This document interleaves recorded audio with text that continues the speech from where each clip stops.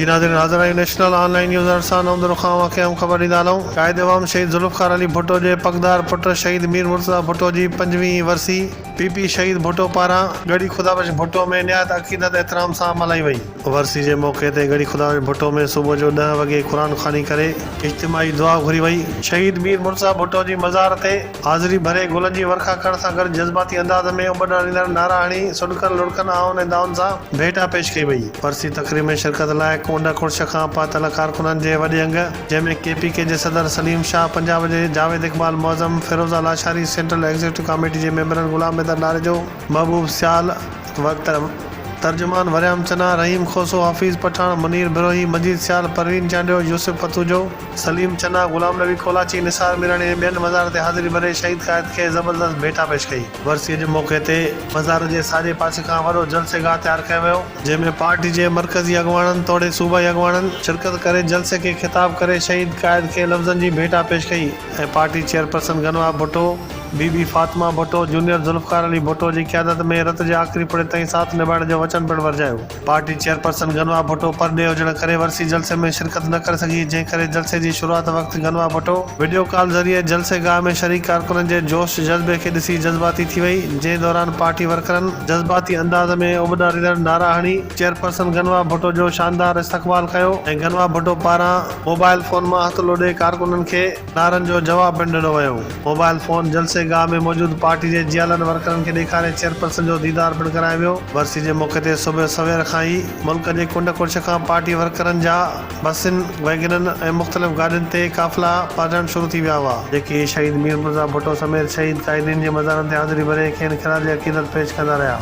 वरसी जलसे खे ख़िताब कंदे पंजाब जे सदर जावेद इक़बाल मौज़म चयो त शहीद मीर मुर्तज़ा भुट्टो पंहिंजे नज़ीरनि सां मुख़लिस ऐं बहादुरीअ सां हुनजो ज़िक्र कंदो हो। हू चवंदो हो त अवाम पंहिंजा नुमाइंदा पाण चूंडींदो आहे ऐं उन्हनि खे ई मुल्क जो आइन ऐं कानून हलाइण जी इजाज़त ॾींदो आहे। ज़ुल्फ़िकार भुट्टो खे अवाम चूंडे आइन ठाहिण जी इजाज़त ॾिनी ऐं आइन जे तहफ़ुज़ लाइ शिक नंबर शर रखी वई त जेको आइन बि टोड़ींदो उन लाइ मौत जी सज़ा हूंदी। बंदूक जे ज़ोर ते हिकु माण्हू जीअं आइन टोड़ियो त अख़्तियार वापसि अवाम ॾांहुं मुंतक़िल थी विया ऐं मां बि अवाम आहियां ऐं हाल ज़ुल्फ़िकार आइन मुताबिक़ ठाहे आहे। KPK जे सदर सलीम शाह चयो त अॼु ॾींहं ताईं उन्हनि क़ौमुनि जी हालत न बदिली आहे जेकी पाण में हिमत पैदा न कंदियूं आहिनि। असां 25 सालनि खां इंसाफ़ घुरी रहिया आहियूं, पर हिन वक़्त ताईं असांखे अदालतुनि मां इंसाफ़ नथो मिले। शहीद मीर मुर्तज़ा भुट्टो ऐं संदसि साथियुनि जे क़तल केस में कंहिं न कंहिंखे सज़ा ॾिनी वञे हा त शहीद ज़ुल्फ़िकार अली भुट्टो जो अदालती क़तल कयो वियो, पर अॼु ॾींहं ताईं उन जे क़तल में बि इंसाफ़ न मिली सघियो।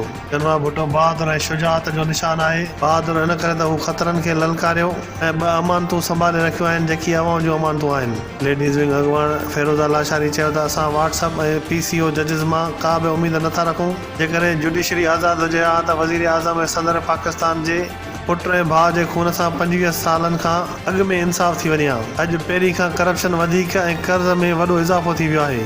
बुख, बदहाली, गुरबत, इफ़लास वधी वई आहे। इस्टेब्लिश्ड हमेशह पार्टियुनि जा नाला ऐं झंडा मटाए नवां माण्हू अवाम ते मुसलत कया। उन सां का बि तब्दील न ईंदी ऐं नई निज़ाम तब्दील थींदो। इमरान ख़ान बि अहिड़ो ई इस्टेब्लिशमेंट जो गुॾो आहे। हुन चयो त मुल्क में ॿिटो तबक़ाती निज़ाम हले पियो। अॼु गॾु थी साबित कयो त अवाम ई असुल भुट्टो आहे। असांखे जमहूरियत जी बाहि लाइ सफ़ूं मज़बूत करणियूं पवंदियूं, जंहिं लाइ इनक़लाब जी ज़रूरत आहे। अवाम शहीद मीर मुर्तज़ा जी वरसी मल्हाए पंहिंजी ताक़त जो मुज़ाहिरो कयो आहे। उन मौक़े ते महबूब सियाल, यूसुफ सोलंगी, फ़कीर मोहम्मद यूसुफ पतूजो, फैज़ मोहम्मद, गुलाम नबी गबोल, मुनीर बिरोही, अब्दुल मजीद सियाल, गुलाम हैदर नारेजो, वरियाम चनो, सलीम चनो, गुलाम नबी कोलाची ऐं मीर पिणु ख़िताब कयो। ॿिए तरफ़ वरसी जे जलसे में आख़िर में पार्टी अॻुवान राशिद कलड़ो करारदादूं पेश कयूं, जिन में पहिरीं करारदाद शहीद मीर मुर्तज़ा भुट्टो जो क़तल केस में इंसाफ़ ॾियण जो मुतालबो कयो वियो, जेको 25 सालनि में नाहे मिली सघियो। ॿी करारदाद सिंध समेत पूरे मुल्क में तालीमी निज़ाम बहाल करण जो हो।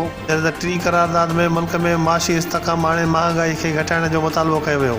चौथीं करारदाद में फ़लस्तीनी अवाम मथां इसराइली जारियत बंदि करे फ़लस्तीनियुनि खे आज़ादी ॾियण जो मुतालबो कयो वियो। 5 करारदाद में सिंध में ज़रई पाणी जी खोट खे ख़तमु करण जो मुतालबो कयो वियो। 6 करारदाद में सिंध में सिहत जे ख़राब सूरत हाल खे ख़तमु करे अवाम खे इलाज जूं बहितर सहूलियतूं फ़राहम करण जो मुतालबो कयो वियो।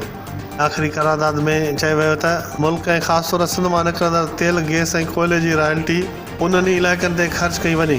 उन मौक़े ते मौजूदु अवाम पेश कयल करारदादुनि खे अक्सरियती राय सां पास कयो।